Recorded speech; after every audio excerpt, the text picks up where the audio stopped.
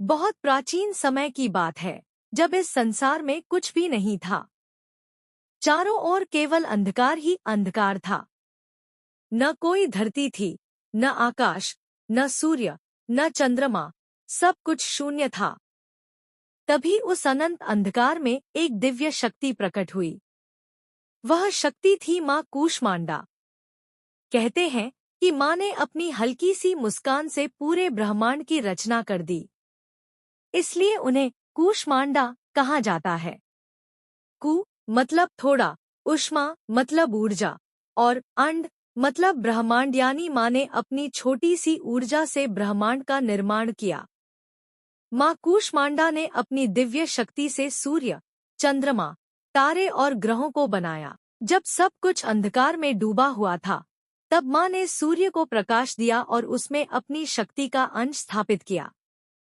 इसी कारण कहा जाता है कि सूर्य देव का तेज भी माँ कूष्मांडा से ही आता है। माँ सूर्य के अंदर निवास करती हैं और पूरे संसार को ऊर्जा प्रदान करती हैं।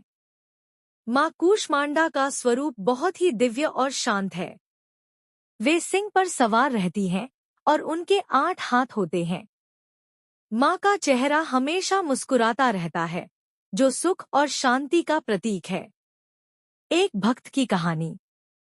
एक बार एक गरीब ब्राह्मण था, जिसका नाम था हरिदास। वह बहुत ही गरीब था, लेकिन माँ कूष्मांडा का सच्चा भक्त था। हर दिन वह माँ का ध्यान करता और उनके मंत्रों का जाप करता। उसके पास खाने के लिए भी बहुत कम होता था, लेकिन फिर भी वह हर नवरात्रि में माँ का व्रत रखता था। गांव के लोग उसका मजाक उड़ाते थे।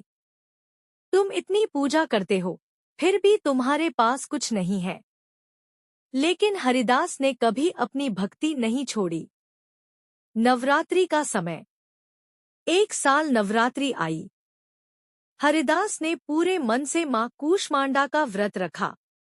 उसने अपनी झोपड़ी को साफ किया और एक छोटा सा दीपक जलाकर माँ की पूजा करने लगा। 8वें दिन, अष्टमी को उसने सोचा कि वह कन्या पूजन करेगा, लेकिन उसके पास कुछ भी नहीं था। वह दुखी होकर माँ से बोला, माँ, मैं आपकी सेवा करना चाहता हूँ, लेकिन मेरे पास कुछ भी नहीं है।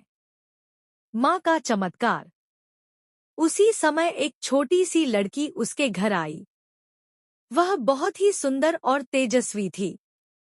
लड़की ने कहा, बाबा, मुझे बहुत भूख लगी है, क्या मुझे कुछ खाने को मिलेगा? हरिदास ने अपने पास बची हुई थोड़ी सी रोटी और पानी उस लड़की को दे दिया। लड़की ने मुस्कुराकर खाना खाया और बोली, आपने मुझे सच्चे दिल से भोजन कराया, मैं बहुत प्रसन्न हूँ। तभी वह लड़की अचानक चमकने लगी और एक दिव्य रूप में बदल गई। वह कोई साधारण लड़की नहीं, बल्कि स्वयं माँ कूष्मांडा थी। माँ का आशीर्वाद। माँ ने कहा, हरिदास, तुम्हारी सच्ची भक्ति और सेवा से मैं बहुत प्रसन्न हूँ। तुमने बिना किसी स्वार्थ के मेरी सेवा की है। हरिदास रोते हुए माँ के चरणों में गिर पड़ा। माँ ने उसे आशीर्वाद दिया, आज से तुम्हारे जीवन में कभी दुख नहीं आएगा। तुम्हारे घर में हमेशा अन्न और धन की कमी नहीं होगी। इतना कहते ही माँ अंतर्ध्यान हो गई। जीवन में बदलाव। उस दिन के बाद हरिदास का जीवन बदल गया। उसकी झोपड़ी एक सुंदर घर में बदल गई और उसके पास सब कुछ हो गया।